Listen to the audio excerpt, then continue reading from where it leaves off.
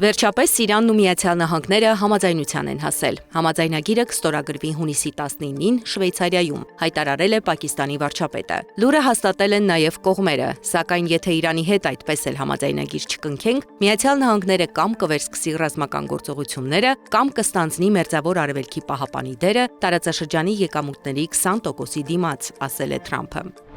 Մինչ այս հայտարարությունը Թրամփը դիմել է Իսրայելի իշխանություններին, դատապարտելով երեկվա հարձակումը Բեյրութի վրա։ Բեյրութի վրա հարձակումը չպետք է տեղի ունենար, հատկապես այն օրը, երբ մենք այդքան մոտ ենք Իրանի հետ խաղաղության համաձայնագրին, ասել է Միացյալ Նահանգների նախագահը։ Ըստ Fox News-ի, Թրամփը Նեթանյահուին ասել է. «Այս ինչ ես անում»։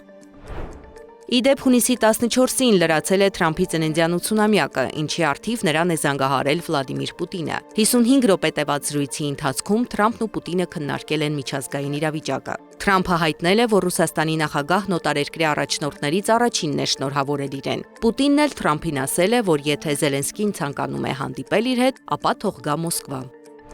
Թրամփին շնորհավորել է նաև Ուկրաինայի նախագահը։ Մենք քննարկեցինք, թե ինչը կարող է նպաստել խաղաղության հաստատմանը հիմա, եւ ես նախագահին տեղեկացրի մարտադաշտում տեղի ունեցած վերջին զարգացումների եւ մեր դիրքերի ամրապնդման մասին։ Մենք համաձայնեցինք ավելին քննարկել G7-ի շրջանակում մեր հանդիպման ժամանակ, ասել է Զելենսկին։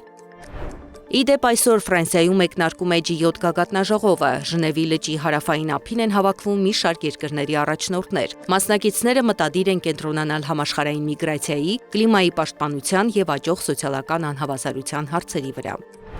Շվեյցարիայի քաղաքացիների մեծ մասն էլ հունիսի 14-ին կայացած հանրաքվեի ժամանակ դեմ է քվեարկել երկրի մշտական բնակչությունը 10 միլիոնով սահմանափակելու եւ ներգաղթը կանգնեցնելու առաջարկի դեմ։ Շվեյցարիայի կառավարությունն ու խորհրդարանը դեմ են քվեարկել նախաձեռնությանը, սակայն հանրաքվեն անցկացվել է ավտոմատ կերպով, երբ ավելի քան 100,000 բնակիչ ստորագրել է այդ հարցով խնդրագիրը։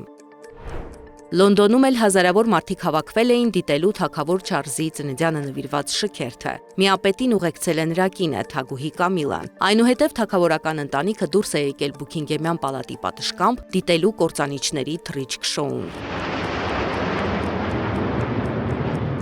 Իսկ երբ հնչել է ազգային օրհներգը, ցուցարարների մի խումբ հենց թագավորական պալատի առաջ պաստառներ է պարզել «Նա իմ թագավորը չէ» գրությամբ։ Նրանք նաև ցուցադրել են թագավորի եղբոր Էնդրյու Մաունտբաթեն Վինդզորի լուսանկարը, որը զրկվել է թագավորական տիտղոսներից հանցագործ Ջեֆրի Էփշտեյնի հետ ունեցած կապերի պատճառով։ Զարա Սարգսյան, Նոնա Գևորգյան, ABC Media։